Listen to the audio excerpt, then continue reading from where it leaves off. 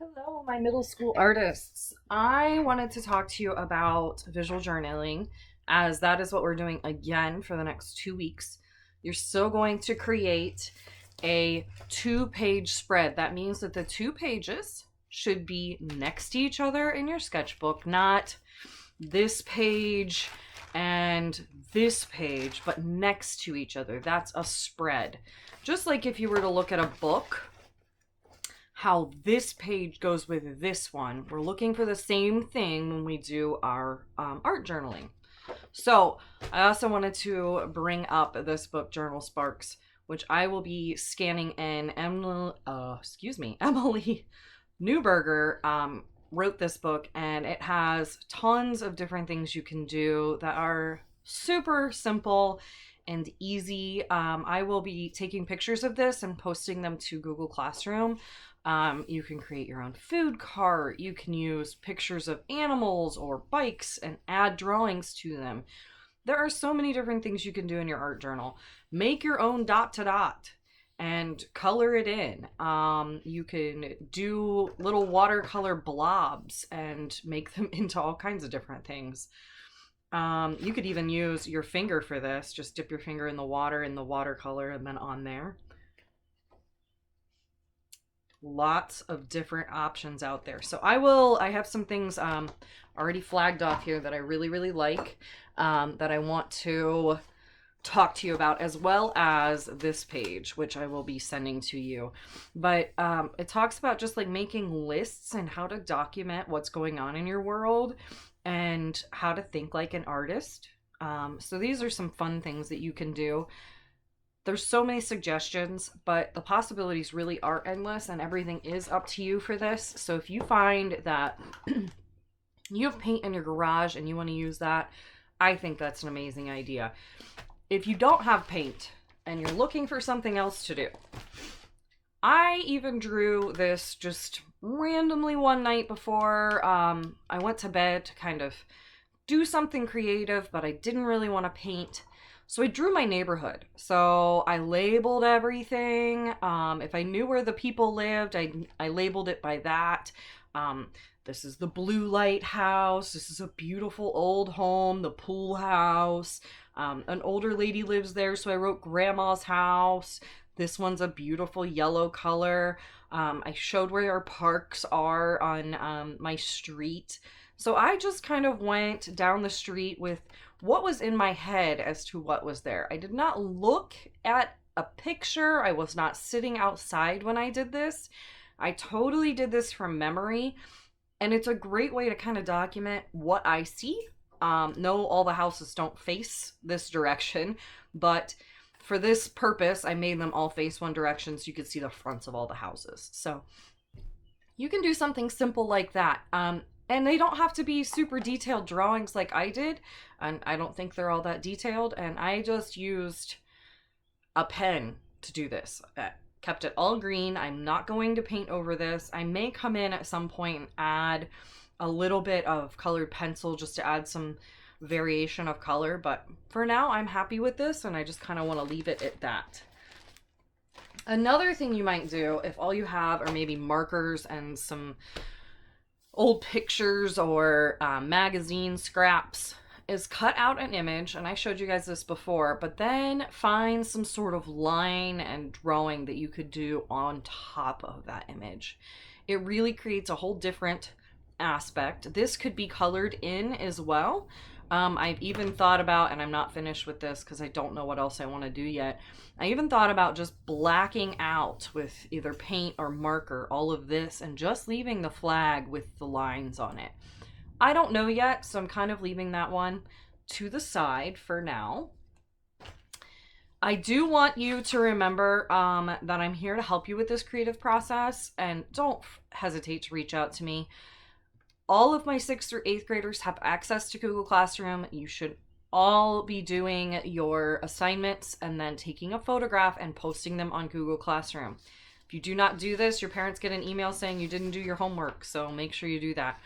I will repost the visual journal process, and it really helps talk about how to go from what why a journal, what it is, how to get an idea, where to pull your inspiration from, and then steps on how to actually create it. Materials and techniques you can try, more materials and techniques you can try, collage, which I've talked about, stamping, pens, and then there's a whole list of ideas and topics. This was already posted for the last assignment, and then there's some examples of what different people have done. Now this was a high school class, but it's still a really great example for you guys to use.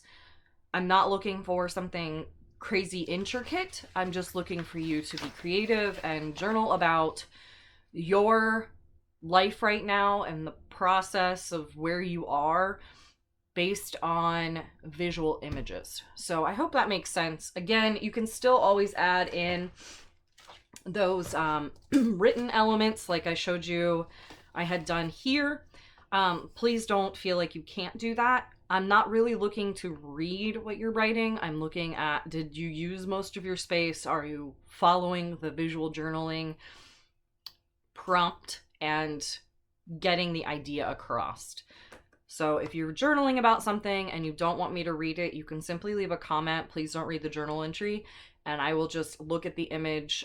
When it displays on my computer screen, when I pull it up, it's really small. So I can just leave it small and still see if you've done the work. So I hope that that helps everyone.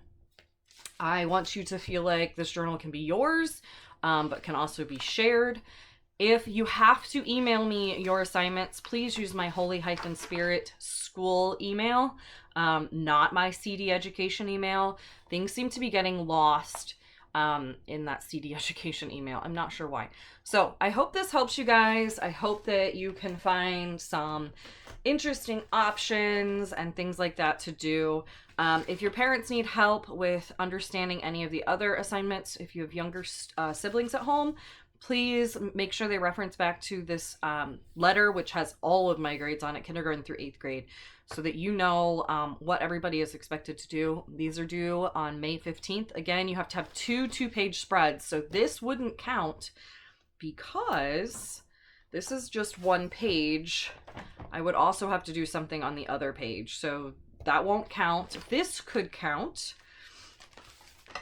This could count as a good start. I would love to do more on top of this, and I would like to see you guys do more than just put color on a page. So think outside of the box, think beyond just color on a page. I have plans for what to add to this. I'm not quite there with my creative inspiration yet, but I'm getting there so I can add more things to this, and I will try and post updates as I work through these. I hope you guys have fun.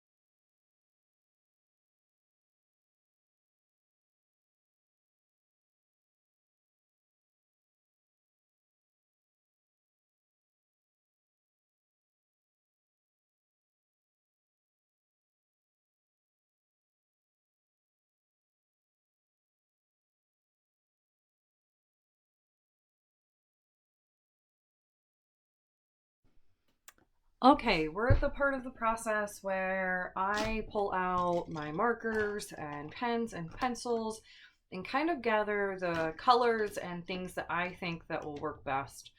I have my trusty white pen, a couple pencils. These are made by Faber-Castell. They're pit markers. They're just super big, um, with a big giant brush on the end. So it kind of is flexible, but you can color in big areas or draw fine lines with it. This is where I start to add different elements to my journal pages. There are so many different ways you can do this, so many different options. So I'm just going to kind of work through these one at a time, do a little bit, switch back and forth. I'm going to fast forward this process. This is where you can start journaling. You can add words in. You could have done that in the painting process as well. If you're not painting or you're just doing the watercolor marker background like I did in the beginning of these, that's totally fine as well. You have lots of options with this. Just don't feel like you can't use whatever it is you have. There are so many different things out there. You could even grab highlighters and just use highlighters. If you have just big black Sharpie markers, you can just use those. I'm going to show you what I do and just kind of work through these. I hope you guys enjoy the process and enjoy these kind of process videos so that you can see how I work through things. This paper is just extra so I can kind of blot off my markers if they need it, or if I need to check how they're working or what color it is. It's better to use white paper, but this is just an old block of paper I have here. So here we go.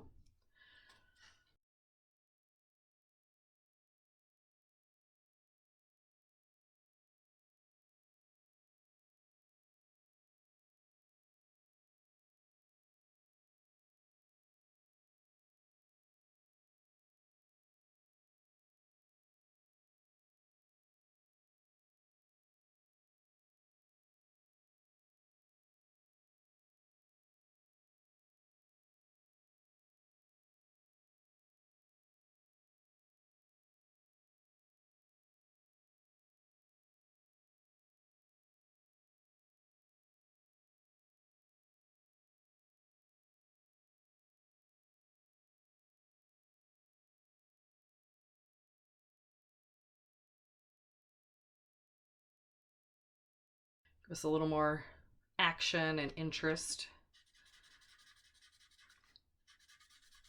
And then I'm just kind of going around the colors that I want to keep showing so that I don't kind of delete everything. So kind of working within the spaces that are created amongst my marks that I made with the paint.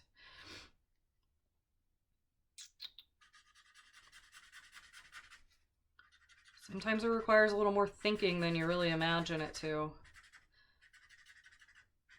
initially. So you have to slow down a little bit and practice making marks. Sometimes I practice doing things and I don't like them. That was about all the rain that we had in March, and there are times when like I make a page I really love and then I do something over top of it. And I love this page because it was about Lent and I wrote a little prayer over here. I loved the background better by itself, and I wish I had pushed myself to do more visual journaling here than words, but that's just my opinion. And then this one, like I started this, I love it, but I don't know what else to do to it, so it's just kind of sat there. I started this one, I didn't like it, I just kind of let it sit, and that happens sometimes. So don't be afraid to walk away from something, turn the page, start over, do it again, don't do it again, change your colors, change your mood, sometimes changing your location. I know we're all kind of cooped up in the house right now, but if you have a porch or a patio you could go sit on, sometimes that just helps us to clear our brains a little bit.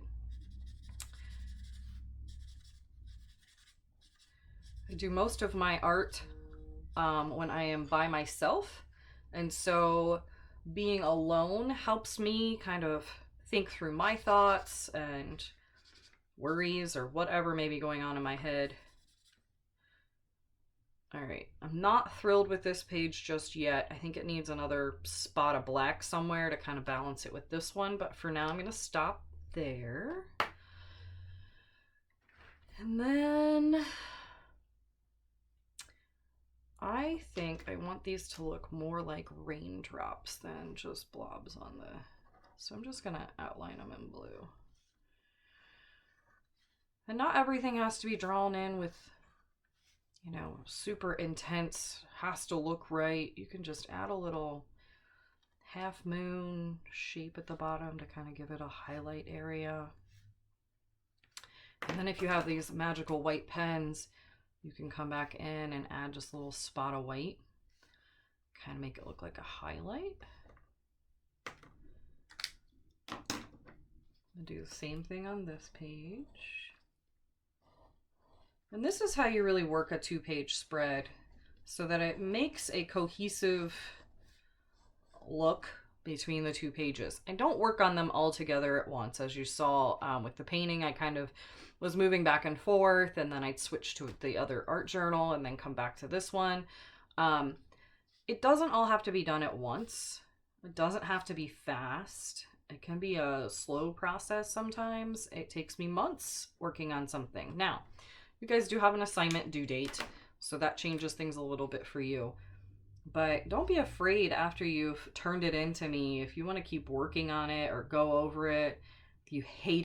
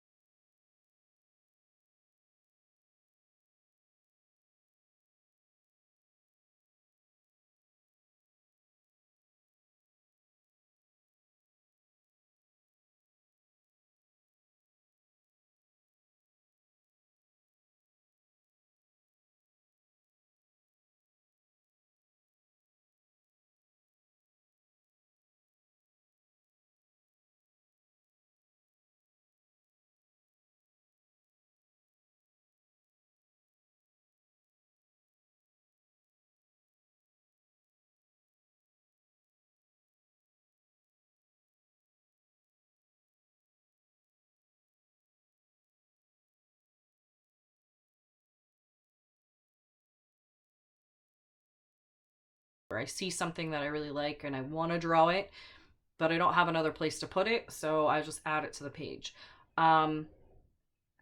Be as creative as you want, or keep it as simple as you want. If you want your pages to strictly be drawings or color explorations where you're looking at how your markers work together, different color ideas. This is literally rectangles.